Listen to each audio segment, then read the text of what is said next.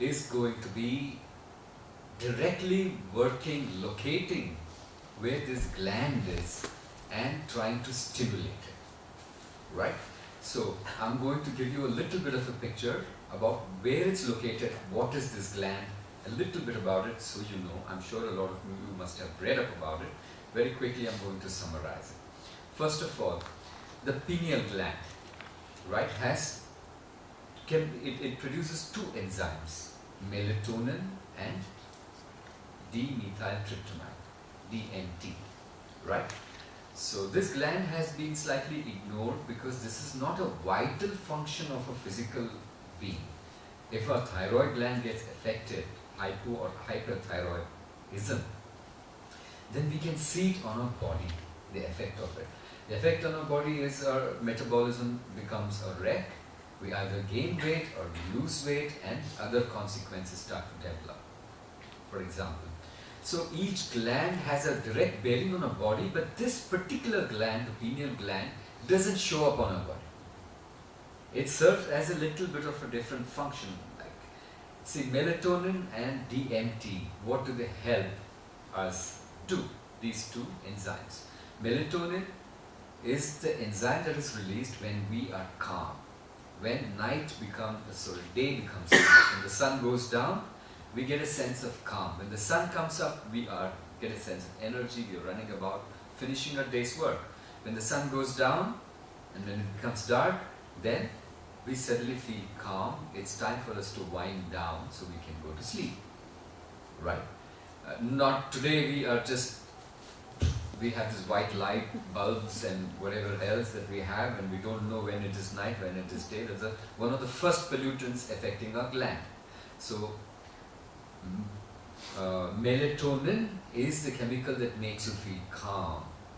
Yeah, automatically when there is night, when the light goes out, when the organic source of light just dissolves, disappears, then that becomes active, giving you a little calmness. So you can settle in. Why you feel pleasant when you meditate? When you meditate and close your eyes and just keep calm, you feel good because of melatonin. You feel calm, you feel at peace. Melatonin is released. So that is why they say for you to become more, in sync with this gland, meditation helps. Because at least it takes you to the space of release of the first layer release of this gland is melatonin. Yeah? So, second thing that it produces is DMT.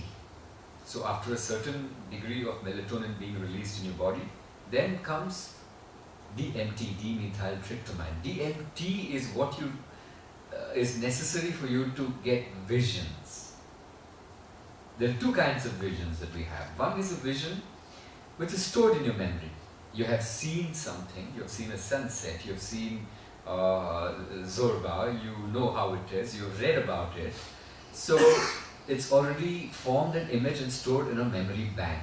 That's one set of visuals you get. There are other set of visuals that don't come from your memory bank. Right? They just call it divine inspiration, call it something else. But you close your eyes and you see a vision. It is not from your memory.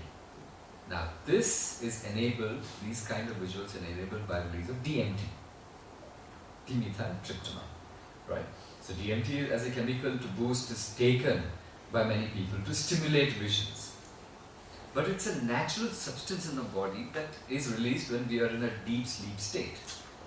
Lucid dreams are when DMT is released. When a lot of melatonin is released, you're calm, you've gone to sleep, deep sleep, and then DMT is released.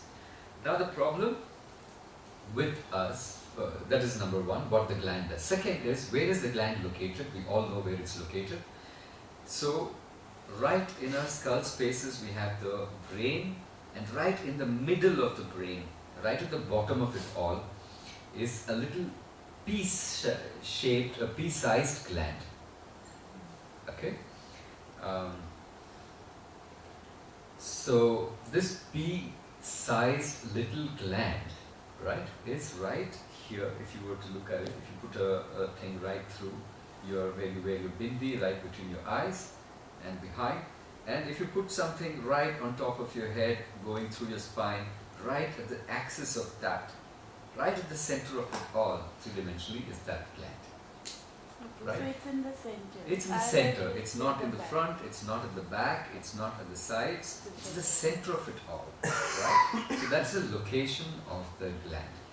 Now what we are going to do now is to stimulate it. Why are we stimulating it? If you were to dissect any person in a modern civilization who is 12 years of age or above, you will find that the gland is hardened. The gland is meant to be like the eye, a little soft with this viscous fluid inside it, and soft and malleable and responsive to many other things. But today, anybody who is below 12 years of age, the gland has become hard. There are many other things deposited on the gland. Now you've seen calcification, right? When your tap full of fluoride and chlorine, if you don't clean it for some time, the deposit of it is going to make it hard, like, it has this hard deposit. You have to really scrub or put chemical to scrub it out. So exactly like that, we consume a whole lot of fluoride, more than it's necessary for a being. It doesn't get excreted out, it rises up. These are light things: aluminium, fluoride, chlorine, chloride. Now these things are light materials which rise up in the body. Yeah, they affect a lot more. Aluminium in your body gets you Alzheimer's. Because they are inhibitors, blockers. They just go up, rise up, and they block certain areas of your sensitive thing in your brain. Yeah, so you lose things. So like that, we are heavily fluorinated. Our water is full of fluorination. Every water we drink that we come from the public supply is fluorinated. Our toothpaste have fluoride in them. Okay, we consume too much chlorine as well, which comes in water. We consume a whole lot of other things that come as pesticides in our food. Yes, in our atmosphere, the air that we breathe, especially in Delhi, how heavy the air is. I mean, okay, it's meant to be one of the most whatever. So that is full of, metals in the atmosphere that we're breathing. Okay, these kind of things just go, and they're like, the pineal gland is like a magnet for all of these. They deposit themselves there and they harden. This, and also we, when it's night time, we're not relaxing, we're not in, we have white light, we're staring at computer screens and working nights and stuff like that, and it's absolutely a wreck. That is why we have this confused states. We don't have this insight mechanism, we don't have this mechanism working. Okay? It's not the same for everybody. Some people have conscious food habits, some people are working with the gland, etc. So this exercise is going to be directly stimulating, waking the gland up, shaking it up. Okay? The pineal gland is not a new invention or a discovery, right? Yeah, it's always been a part of a being. And science now, after we begin to dissect and analyze and study anatomy, we know this, we have located it, we know how it looks like, what happens. But in the past, our forefathers, thousands of years ago, knew this as well. The Egyptians knew it. It's very prominently featuring in most of their hieroglyphic depictions of many things. The eye of Ra, or the eye of Horus, you must have heard, is it's the god of the seeing, and it's meant to be a depiction of the pineal gland, and there's a depiction of the pineal gland very prominently out there. When you have all Hindu women, they wear a bindi.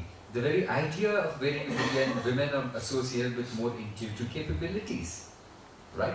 The idea of a bindi is a reminder that, hey, everything that is outside is inside.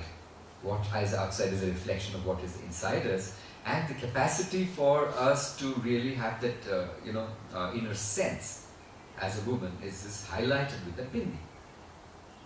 So it's been a part of our religious practices, we've known it.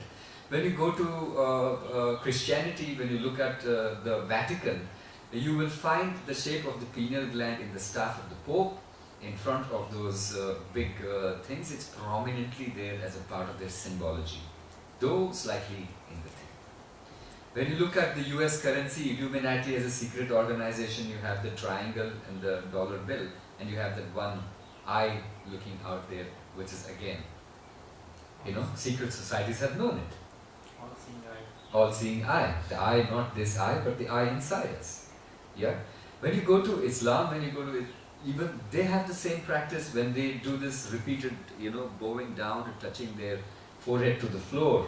That's a part of their salat, or that's a part of their prayer for 5 times a day. It just is an act of, and when you see a person who's a devout Muslim, you have this, area here which has become a little thing. Okay, and they are bending down in salutation as a thing, but that's also supplying more blood circulation in that region, etc. etc. So every civilization, every culture, everything has known this and has been, but it's not a part of it, it's just lost out somewhere in our thing. So now, we will take a practice from the Egyptians right now, okay? It is a chant that we are going to do. The chant, what it does, the sound that we make from our mouth, I'll show you how to do that exactly, vibrates that exact point of the pineal gland. Okay? And what we are going to do now is to vibrate that part, send vibrations from our entire being, and energy surge into that space, shaking it of all the deposits that it has. Yeah? So, I don't expect that you do this for 10 minutes, 15 minutes today and boom, it's the 20 or 30 or 40 years of all your accumulated toxins are going to dissolve and disappear. Yeah, that's going to be foolish to expect. But yes, what I hope and expect is that you locate that place and start to kickstart a process of stimulating. So even when you are not working on it, there is a certain thing that you are aware and you've woken it up, you've kicked it, saying, hey, I'm going to visit you tomorrow and kick you again. I'm going to visit you every day and kick you again, till you wake up and become a functioning part of my anatomy. Yes? So, this thing we are going to do is the word T-H-O-T. But it's that last T is silent. It's like Tho. Okay, when you do the Tho, the tongue, you should notice the tongue. The tongue hits the top of your mouth, Tho. And it curves up in a certain manner when you do the O. Okay? When you do that point, what it meant to do is O. When you do that, that sound is meant to collect in this space, not let it escape through your throat or vibrate in these regions, but it's meant to vibrate only in this region. Right? So, instruction for you, you will be doing this for a good amount of time. And I will come to each one of you individually and make sure that you are doing it right. So that when you go back, you know what you're doing, you're not doing it wrong. So, Tho is meant to vibrate that region. You will have your eyes closed when you're doing this, number one.